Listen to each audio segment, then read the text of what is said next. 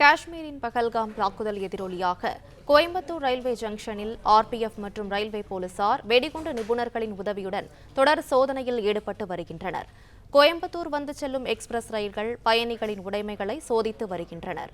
இதுகுறித்த கூடுதல் விவரங்களை செய்தியாளர் நேசராஜ் வழங்க கேட்கலாம். நேசராஜ், வணக்கம். மேலும் விவரங்களை சொல்லுங்க.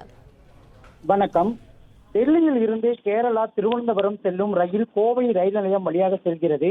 இந்த நிலையில் கோவை ரயில் நிலையத்தில் ரயில்வே பாதுகாப்புத்துறை, ரயில்வே வெடிகுண்டு சோதனை நிபுணர்கள், ரயில்வே போலீசார் இணைந்து பயணிகளின் உடைமைகளை ரயில் பெட்டிகளில் மோப்பனாய் கொண்டு சோதனை செய்தனர். டெல்லியில் இருந்து திருவனந்தபுரம் செல்லும் ரயிலில் கேரளா எக்ஸ்பிரஸில் ரயில்வே பாதுகாப்பு படை ஆய்வாளர் சுனில்குமார் தலைமையில் ரயில்வே வெடிகுண்டு பாதுகாப்பு படையினர், உதவி ஆய்வாளர் பாலையா, வெடிகுண்டு நிபுணர் அம்பிகாவதி, ரயில்வே காவல் ஆய்வாளர்கள் மோப்ப நாய் கொண்டு சேரனுடன் பயணிகளின் உடைமைகளை தீவிரமாக சோதனை மேற்கொண்டனர். தொடர்ச்சியாக ஒவ்வொரு பெட்டி பெட்டியாக சென்று வெடிகுண்டு நிபுணர்கள் சோதனையில் ஈடுபட்டு வருகின்றனர். இந்த சோதனையானது தொடர்ச்சியாக நடைபெறும் என ரயில்வே போலீசார் தரப்பில் தெரிவிக்கப்பட்டுள்ளது.